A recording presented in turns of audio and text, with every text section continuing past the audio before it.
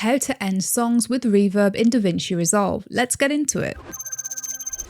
Start by moving your playhead to where you want your echo to begin, and then press Command or Control B to create a cut and delete the excess.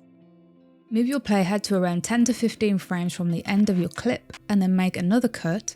Then press Option or Alt, click and drag the clip to create a duplicate. Right click and then click Create New Compound Clip, Create.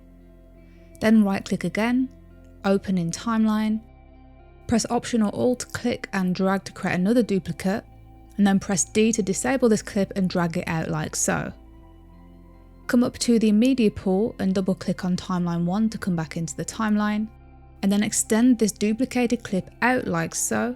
With this clip selected, come up to Effects and then click into Audio Effects and search for Reverb. Drag the reverb effect onto this duplicated clip. Click on this handle here and drag the room size down between 60 and 80.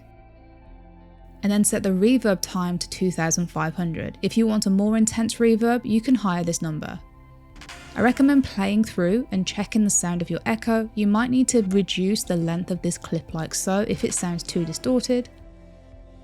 Once you're happy, click out of the reverb and then select your clip and come up to Audio and just bring the volume down ever so slightly just so that it's not too intense. And that's all there is to it.